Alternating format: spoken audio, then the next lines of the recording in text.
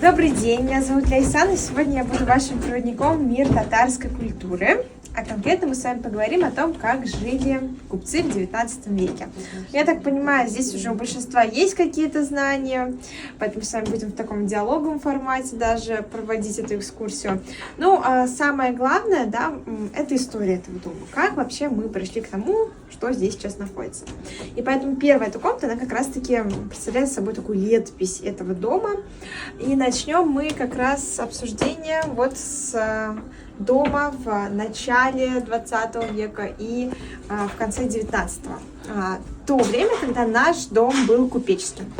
Построил его человек, которого звали Бургунудин Фахрудинович Муль. Длинное татарское имя, уже больше 150 лет дома, сейчас он является памятником регионального значения. Построил его купец, который торговал чаем и сахаром. Наш купец был членом, да, городского права, и сохранилось очень много документов, допустим, по водопроводу, который у нас проводился на рубеже веков, с его подписью. В общем, много для Казани сделал. И был даже удостоен медали, она так и называлась, «За усердие». Вручал ему эту медаль император Александр III. Я думаю, это довольно почетно для татарского купца. Но в конечном итоге в 1917 году происходят революционные события, которые нам хорошо известны, и сам купец погибает. Мы все-таки полагаем, что это была естественная смерть, ему было больше 80 лет на тот момент, но так или иначе, такая купеческая эпоха этого дома завершается. Сам дом переходит к советской власти, и здесь долгое время были коммунальные квартиры. Более того, уже в 80-е годы, практически на закате Советского Союза, у нас здесь было общежитие артистов татарских театров. 2006 год. Дом к этому времени довольно ветхий, и, соответственно, его расселяют. Какое-то время он стоит пустой и даже страдает от пожара. И только лишь к 2013 году, когда у нас здесь проходила универсиада, восстанавливается, да, вся слобода, это затрагивает и наш дом, он восстанавливается после пожара, и начинается музейная история нашего дома. Ну что ж, давайте. Я предлагаю перейти уже непосредственно в музейную часть. Добро пожаловать, Рахим Итагас. Присаживайтесь, пожалуйста, на предмет, о котором мы еще поговорим, поэтому не буду пока раскрывать его Топчан. Название. Топчан? Вы знаете сейчас, но вы близки. Присаживайтесь, все присаживайтесь, пожалуйста. Всем должно хватить места. Кому не хватает, вы садимся на стульчики синие. Да, можно. Это уже непосредственно интерьеры, да, того времени. И тут надо сказать, что сам по себе татарский дом делился на две половины. Официально их называют мужская и женская.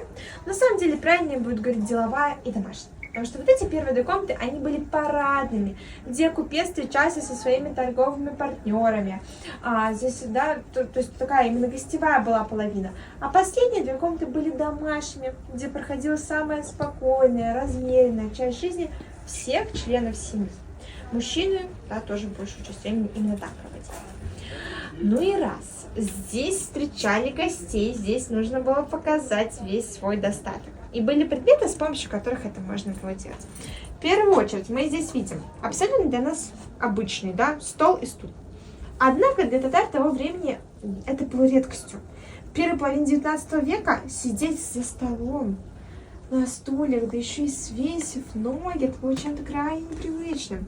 Поэтому если такая мебель была в татарском доме, она в первую очередь служила показателем статусности. Сами же татары достаточно долгое время отдавали предпочтение вот этому предмету мебели. Называется он по-татарски секе. Абсолютно верно. Да, видите, он такой достаточно длинный, большой, не столь высокий, как классический стол. И вот сейчас покажу фотографию. Это не татары, это башкиры, но культура наша схожа, поэтому можно посмотреть на то, как здесь, собственно говоря, семья комфортненько и разместилась на этом самом секе. Причем мне очень нравится эта фотография, потому что мы здесь видим вот этот синтез культур. У нас стоит секе, очень колоритные, да, костюмы, но при этом там же на столе стоит самовар и еще и рушники висят. Вот, то есть вот этот синтез Поволжья, он всегда чувствуется, потому что и финно-угорский народ, и башкиры, и татары, и чуваши, они все в себя вобрали вокруг, и получился такой некий особый, наверное, колорит.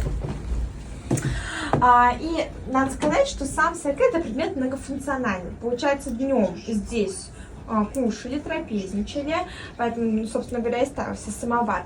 Ночью тут же могли расстелить перины, подушки, и стол превращался в кровать. То есть предмет, да, тоже такой очень удобный. Но это функционально. Да, причем такие сайкэ были еще очень долго в селе распространены. Например, у моей прабабушки в доме до сих пор стоит этот сайкэ, и мой дед, в общем-то, провел все свое детство на нем. В общем, действительно, да, удобно. Еще один интересный предмет, который был во время трапез на столе, был вот этот. Что такое? Кто-нибудь знает? Давайте, кто догадался, пока не подсказывайте. Можно? Да, можно. потрогать можно? Можно. Лампа. Популярный вариант ответа, но неверный. Что? Даже я сомневаюсь. Что это? Без Я думаю, что это для... Я знаю. Свеча, что ли? Ну, не свеча. Не скажу. Да? Так, ну что, есть предположение? Да, это сахарная голова. У нас девочка как-то так взяла, попробовала даже, но я не советую их так делать. Действительно, это сахарная голова, потому что раньше не умели отливать сахар, не отливать, а как раз таки просто, да, производить его в виде песочка сахарного. Просто не было технологии, поэтому его отливали в виде такой вот сахарной головы. Уже впоследствии появляются кубики, такой более, да, удобный вариант, и только потом уже песочек. Поэтому вот такая голова была. Смотрите, здесь есть вот такой вот желобок, видите? Туда вставлялся колышек и разбивался, соответственно, на большие глыбы. Уже эти глыбы вот такими вот щипчиками, кусачками на маленькие кусочки разбивались. Кстати, как появился кусковой уже сахар, то есть, да, заливающийся в кубики, как-то раз одна женщина очень сильно поранилась, когда его откалывала, и ее муж, который как раз занимался этим производством сахара, он придумал кубики. Так у нас появились кубики. Так, ну, возвращаясь к нашему убранству, даже не войдя в дом и не увидев мебель, да, то, что окружало этот дом, мы уже много могли понять о нашем, да, каком-то человеке, знакомом, просто посмотрев на его костюм. И вот перед вами как раз стоит такой вот купеческий татарин. Посмотрите, пожалуйста, на него. Здесь самую такую, да, конечно, красноречивую часть костюма составлял халат, который называется джилян или по-татарски жилен, если говорить, и головной убор. Я думаю, тут все должны знать, как он называется. Тюбетей. Да, да, по-татарски тюбетей. Я вижу, что у нас здесь есть один мужчина. Мы вас не будем трогать, вам повезло. Вы так в тюбетее. А вот вас мы помучаем. И сейчас на вашем примере будем смотреть, какие бывают тюбетеи. Да, так что вставайте, пожалуйста, сюда, а мы будем говорить о татарском тюбетее. Так. Ну, давайте начнем с вот этого варианта. Сейчас. Праздничная версия. Вот так вот. Фишов. Да, действительно, сейчас в основном у нас тюбетей, в принципе, носят по праздникам, и, соответственно, так как их носят по праздникам, они обычно довольно яркие. Но в данном случае у нас не столько праздничных тюбетей, сколько молодого татарина. То есть была вот эта корреляция по возрасту. Чаще всего у молодых татар тюбетей был более яркий. Если же человек у нас становится таким уже, да, более... Зрелым. Серьезным, взрослым, в особенности, да, если он уже такой состоявшийся человек, обзавелся семьей, то тюбетей был уже более такой, да, строгий, однотонный. То, что мы видим здесь. Такой высокий, да. И тут надо сказать, это не что... больше? Да. Ну ты сразу такой серьезный. Так. И тут надо сказать, что сам по себе тюбетей это вообще-то изначально домашний головной убор. То есть мужчины носили его в первую очередь дома. Вот он вставал, он надевал его. Он ложился спать, он его снимал. То есть он весь день ходил в нем. Сесть, кушать с непокрытой головой, это было чем-то невероятным. А в мечети тоже, да, обязательно были в тюбете. Ну, в принципе, это и сейчас традиция сохраняется. Если же татарин выходил на улицу, он не всегда мог снять головной убор и надеть другой, да, там, каракулевую шапку, например. Порой поверх своего домашнего тюбетея он просто надевал какой-то другой вариант. И, соответственно, у него Могло быть несколько слоев этих тюбетеев на голове. И обратите внимание, здесь у нас тюбетей такой простеганный, теплый. Вот как раз на такую, да, не очень приятную погоду. Вот можно было, наверное, такой вариант головной. Матрешки из тюбетей. Да, действительно, как матрешка. Спасибо вам большое. Не потеряли ничего? Нет, ничего, я нашел. Хорошо. Есть у нас тут парочка еще предметов, связанных с купеческой жизнью. Но в первую очередь я люблю обращать внимание на вот эти вот счеты. Ну, счеты для нас вещь так или иначе знакомая, да, мы еще застали эту эпоху. Там где-нибудь они у бабушки так или иначе в гараже валялись. У еще, бабушки. в чулане. Мы еще считали ими. Вот, тогда вот вам вопрос, держите. Вот. Раз вы так да, хорошо с ними знакомы. Да. Смотрите, это счеты дореволюционные. И они отличаются от советских. Но в рамках именно нашего музея мы в основном говорим о мусульманах, потому что наш купец был мусульманин, в Слободе все-таки больше проживала. И самое главное, вот такой вот интересный предмет, четки. Ну, четки для нас это все хорошо знакомая вещь. А я хочу спросить вас, из чего сделаны эти четки. Кто знает, не подсказывайте. Я знаю, что кто-то точно знает. У меня моя мама оставила мне Да. такие. Это каштаны? Или как они там называются? Кизил. Нет. Кизил. Нет. Нет? Кизиловые? Блин, ну я знаю, это такое вот такое кушают? продолговатое, Что кушают коричневое. сейчас, да, продолговатый коричневый. Сейчас не фундук, а Финики.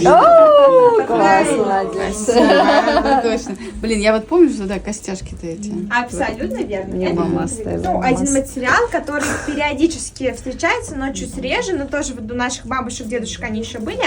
Это косточки, вернее не косточки, а семена даже, бусинника обыкновенного. Это куст, у него такие семена в виде капелек, их называют в мусульманской традиции слезы Марьям. Я думаю, тоже, возможно, встречали. Но это такая более редкая вещь. Тонкие, маленькие. Да. А Да, вот этот кувшин, это ноги мыть перед тем, как в ту часть зайти? Нет, это кувшин для омовения пред намазом. Видите, у нас тут религиозный уголок, поэтому мы здесь видим намазлык. Коврик для намаза. Перед каждым намазом нужно обязательно совершить омовение, то есть омыть различные части тела. Поэтому здесь у нас стоит медный таз и кувшин кумган, с помощью которых, да, и совершалось омовение. И последний элемент, связанный с религиозной жизнью татар, это шамаиль. Картина, такая именно религиозного толка. В первую очередь она просто служит, да, напоминанием о вере, украшение дома, но часто в народе еще используют шамаиль как оберег, да, дома. Над входной дверью очень часто вешают. Раньше еще вешали на дверь, которая разделяла мужскую и женскую половину. На этой ноте предлагаю проходить. Почему же следующий все-таки слезы Девы Марии? Да, это слезы Девы Марии. В мусульманской, Марьям, в православной традициях называется слезы Богородицы, а в мусульманской традиции слезы Марьям, потому что Дева Мария, она в мусульманской теологии тоже существует, Ну да, как да, и просто Иисус, да. пророк Иса Пейгамбер. Марьям? Ой, уютненько как. А можно прилезть поспать? Как уютненько. Вы проходите дальше. Ой. Вот так вот выглядела татарка в 19 веке. В нашей голове сейчас в основном образ женского татарского костюма, он несколько иной. И больше похож на то, что вот вы видите в углу, да, около печи. То есть это платье, фартук и платок. Но это образ татарского костюма, который появился больше в советские годы. А на самом же деле он все-таки выглядел вот так вот в большей степени. Это платье, безрукавка, камзол. Далее идет вот это украшение красивое, большое, о котором я пока не буду долго говорить, мы его обсудим в последней комнате. И самое главное, это сам головной убор женский. Может, кто-то знает, как он называется? Да, конечно, называется он калфак, или по-татарски сказать колфак. И он изначально был как большая шапочка, то есть надевался на голову, полностью волосы покрыты, верхняя часть головы в том числе. И кончик на бок, либо назад, в данном случае, например, назад. То есть вот такая вот объемная шапочка. Но со временем колфак уменьшается.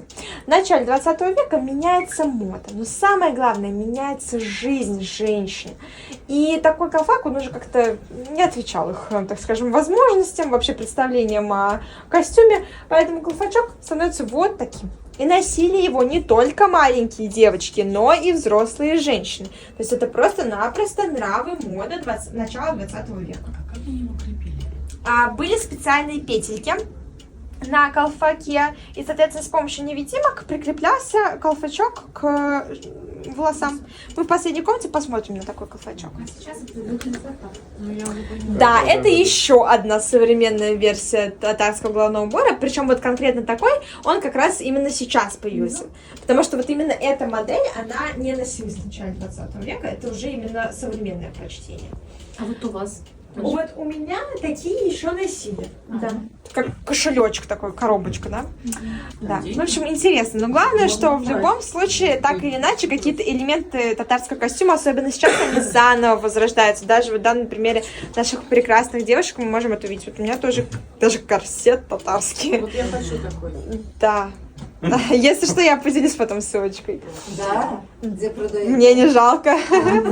Почему бы и Мы нет? зайдем по пути по тому месту, там продается. Там есть корсеты такие? Ну и, соответственно, здесь у нас в уголке представлен костюм маленького мальчика. То есть маленькая девочка, маленький мальчик. Посмотрите, пожалуйста, он у нас в штанишках, в рубахе. И самое главное, он тоже в тюбетее. То есть мальчики также с самого раннего возраста носили тюбетей. Потому что считаю, что это ребенка защищает от какой-то дурной энергии, сглаза и всего прочего. И здесь у нас висит колыбель. Давайте мы вас спросим, чтобы вы не расслаблялись. Как называется колыбель по-татарски? Бишек. Может даже спеть нам колыбельную. Кыйлаш кашыма сылташым йықлайық икеу. Йықла ирге, йықла бәтке, әллибәллибәу. Я не ожидаю. Сейчас бы на подушку, да. Так хорошо, такой у вас бархатный голос, так хорошо. Очень красиво. Браво. Аллаху, Аллаху, gecelerine Allahu, gece dalını aşasın, oğlan yıkılı başlasın. Это вот бабушки так делали. Спасибо большое. Чаще всего это была вышивка. Вот мы ее тут в обилии видим на стенах. И здесь же у нас стоит рядом сундучок, который называется бирне сонтага. Бирне по-татарски приданое, да? То есть вот в первую очередь, конечно, занимаюсь рукоделием, чтобы собрать приданое. Либо сама девушка себе, либо ей помогают матушки, мама, бабушки, тетушки. И, в общем, все женское население, ближайшее к ней. И первое, что делала девушка, когда приезжала в дом мужа с этим самым сундуком, она прикладывалась к печи. Меч — это главная, да, такая часть дома. Здесь у нас меч тоже есть, и он именно татарский меч.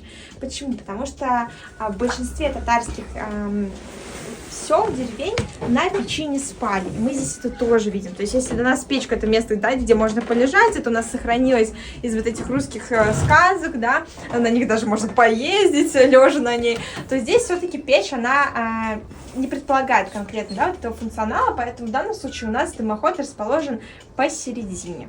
То есть конструкция несколько иная. Из интересного у нас здесь идет еще вот такой вот дымоход, да, чтобы дым от самовара не распространялся, да, по комнате, а сразу уходил на бус. Но это не только в татарских печах встречается, но тоже не по всей России. Посуда, обратите внимание, в купеческом доме тоже непростая. Это вам не чугунок какой-то, это латунный, да, такой вот предмет. В общем, тоже свои нюансы были даже в посуде. Она здесь все-таки готовила? Вообще, чаще всего все-таки готовили в нашем случае, да, допустим, в случае нашего дома, в соседнем домике это был флигелек для слуг, и обычно именно там готовилась еда, а сюда нам только уже горячий, да, приносилось, потому что это было плохим как тоном, да, если дом пахнет едой. Но в данном случае могли здесь еду разогревать. Микроволновка. Да, а сама печь, да, обычно использовалась для, в первую очередь, обогрева дома, и впоследствии появляются в особо изысканных купеческих домах печи голландские, уже вот эти из рассовы, которые так аккуратненько в углу стоят уже, да, ничего ты, естественно, на них уже там особо такого эдакого бялиш, так скажем, не приготовишь, но это будет чуть попозже. Здесь у нас как раз, да, представлена служанка наша, зовут ее Биби, такое популярное имя для служанки в татарской литературе. Ну и, соответственно, на примере вот костюма хозяйки дома и этого костюма мы видим, что есть отличие, да, то есть здесь более простое сукно, праздничный костюм, она у нас сегодня тоже отмечается, да, День Республики Татарстан, поэтому у нее передник ол-япкаш нарядный, он с вышивкой. Это был признак нарядного костюма раньше. Ну и самое главное, наш интересный, да, платочек. В случае татарского платка он у нас остается длинным, и его концы короткие повязываются на затылке, в отличие от русского, который складывается, получается, треугольник. Ну что ж, предлагаю перейти в нашу последнюю комнату. Это наша такая кладовая, хазине. У нас чуть-чуть еще времени совсем. Да, у нас здесь последняя, буквально завершающая, уже такая небольшая информация. Парочка просто интересных моментов. А сейчас не продается, что не продается? Начнем мы с главного украшения, которое вот здесь висит. Может, даже кто-то знает, как оно называется уже. Вот это вот, да, большое такое с однородным. Нет, оно называется хасите. Верхнее, да, а это изю, все верно, да.